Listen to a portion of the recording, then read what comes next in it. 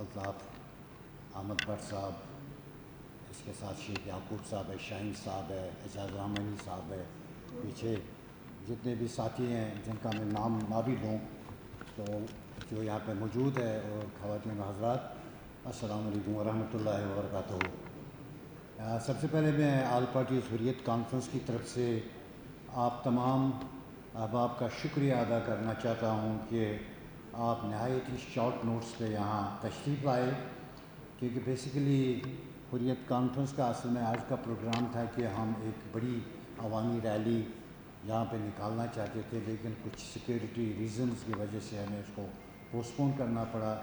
لیکن ہم آج کے ایونٹ کو ایسے خالی نہیں چھوڑنا چاہتے تھے، تو ہم نے کہا کہ کوئی نہ کوئی اس حوالے سے یہاں پہ کوئی ایکٹیویٹی کی جائے، تو اس لیے مختصر نوٹس پہ کچھ دوست ہمیں ابھی بھی جوائن کر رہے ہیں، تو اس لیے میں آپ تمام دوستوں کا شکریہ ادا کرنا چاہتا ہوں۔ جہاں تک آج کے دن کے حوالے سے 15 اگست کی جب بات آتی ہے تو یہ کشمیری ہر سال مناتے آ رہے ہیں، سالہ سال سے منا رہے ہیں، کیونکہ آپ سب جانتے ہیں کہ 14 کو پاکستان کا قیام عمل میں آیا، اور 15 کو ہندوستان معرض وجود میں آیا، لیکن 14 کی تاریخ کو کشمیری عوام سیلیبریٹ کرتے ہیں اور 15 کو اس کو یوم سیاہ کے طور پہ مناتے ہیں۔ تو اس سے آپ کو خود اندازہ ہونا چاہیے کہ کوئی نہ کوئی ایشو ہے۔ تو ایشو بنیادی طور یہ ہے کہ جب یہ برصغیر تقسیم ہو رہا تھا تو اس وقت فارچونیٹلی آپ کہیں کہ 2 مملکتیں، آزاد مملکتیں وجود میں آئی، اور ایک آزاد مملکت جو ہے وہ غلام بن گئی، کیونکہ آپ نے دیکھا کہ جب 47 میں جب پارٹیشن ہوا تو پارٹیشن ایکٹ کے تحت جو پرنسلی اسٹیٹس تھی ان کو آزاد کیا گیا، اور انہیں حق دیا گیا کہ وہ پاکستان کے ساتھ شامل ہو یا ہندوستان کے ساتھ۔ تو میں اس لیے کہتا ہوں کہ Kashmir was an independent state, had it not been an independent state تو یہ پاکستان کے ساتھ اسٹینڈ سٹل ایگریمنٹ نہیں کرتی، اس کا مطلب ہے اس کا انڈیپینڈنٹ اسٹیٹس تھا۔ سیکنڈلی جو دوسری بات یہ ہے کہ اگر یہ ہندوستان کی اسٹیٹ ہوتی تو پھر اس کو انسٹرومنٹ آف ایکسیشن نہیں کرنا پڑتا، اس کا مطلب ہے کہ اس کی کوئی علیحدہ حیثیت تھی۔ تو ہم نے دیکھا کہ ہندوستان نے جب اس پارٹیشن ایگریمنٹ کے خلاف کشمیر پہ اپنا ناجائز قبضہ جمایا، تو اس کے بعد خود یونائٹڈ نیشنز لے گیا معاملے کو، اور بہرحال ہم اس کو فاسٹ فارورڈ کرتے ہیں، یہ ریزولوشنز آ گئی اور ڈسپیوٹ جو ہے اس کو ریکگنیشن انٹرنیشنلی ملی۔ آج کے دن کی جو میں یہ سمجھتا ہوں کہ آج یوم سیاہ بھی ہے، لیکن ہمارے لیے بھی یہ ایک میں کہوں گا کہ اس یوم سیاہ پہ ہم پرجوش بھی ہے، پرعزم بھی ہے۔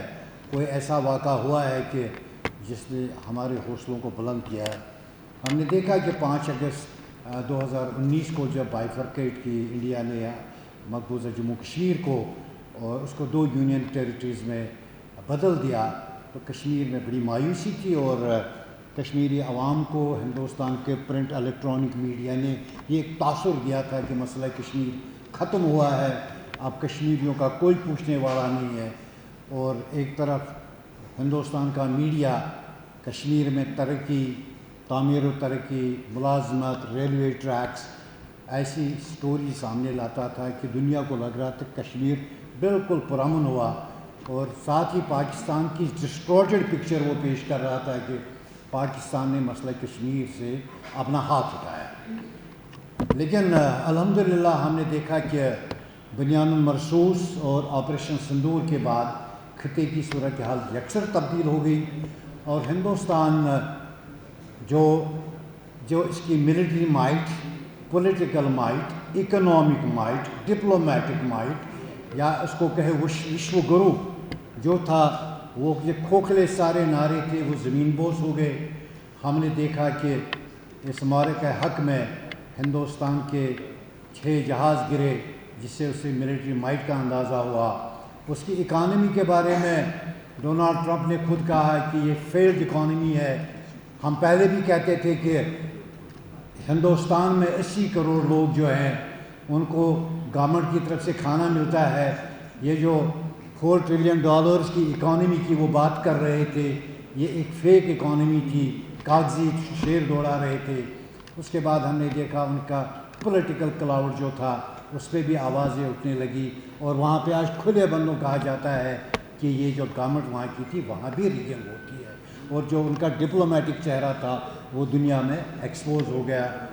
और लास्टली हमने देखा कि मसला कश्मीर जो है ये रिवाइव हुआ, और मसला कश्मीर पर गुफ्तगू होने लगी नेशनली इंटरनेशनली। तो हम ये समझते हैं कि इस वक्त जो कश्मीर की जो सूरत हाल है ये एक नए सिरे से रिवाइव हुआ, और कश्मीरियों को फिर से एक उम्मीद पैदा हो गई है कि मसला कश्मीर अपने हल की तरफ जा रहा है। ऐसी सूरत हाल में हम पे भी ज़िम्मेदारी है, कुल जमाती हुर्रियत कॉन्फ्रेंस भी ज़िम्मेदारी है।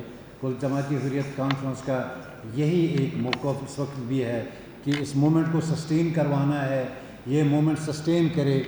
जब ये मूवमेंट सस्टेन करेगी तो ये फ़ैसले में कल शरीक भी होगी। आप सर बैठें। अली रज़ा साहब आपका बहुत बहुत शुक्रिया, आप तशरीफ़ लाएँ। तो फाइनली मैं ये बात करना चाहता हूँ कि कश्मीर की तहरीक को सस्टेन करवाने के मुख्तलिफ़ मोड्स है। जहाँ कश्मीरी हिंदुस्तान की ऑक्यूपेशन को रेजिस्ट करते हैं वो भी सस्टेनेंस का एक तरीका है। जो कलमी महाज पे लिखता है वो भी इसको सस्टेन करवाने के लिए अपना हिस्सा डालता है। जो सोशल मीडिया पे है, जो हम यहाँ जमा होते हैं तो हम अपने कश्मीरी भाइयों को एक मैसेज ये देते हैं कि हम आपके साथ हैं।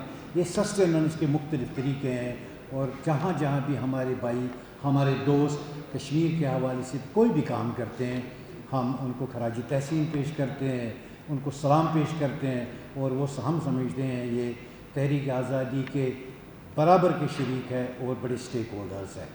यहाँ पे आसिफ जलाल साहब भी आए हैं, मैं इनका खुसूसी शुक्रिया अदा करता हूँ कि ये फ्रांस में कश्मीर के हवाले से बड़ा काम करते हैं। हम उनको वेलकम भी करते हैं। मैं हुर्रियत कॉन्फ्रेंस तरफ से उनका शुक्रिया भी अदा करना चाहता हूँ।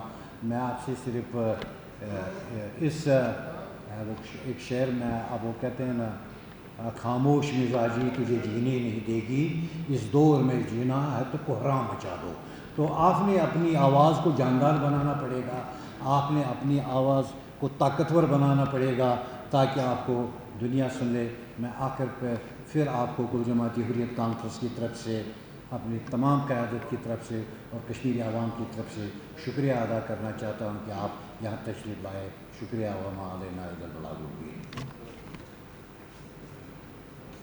ये थे परवेज़ अहमद शाह साहब।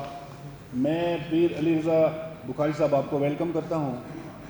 इस तरह से सरदार इम्तियाज़ साहब, आप पॉलिटिकल एडवाइज़र हैं, तनवीर इलियास साहब के, आपको भी प्रोफेसर उमैर साहब, आपको भी हम जमात इस्लामी की नुमाइंदगी आप यहाँ कर रहे हैं, आपको भी हम वेलकम कर रहे हैं।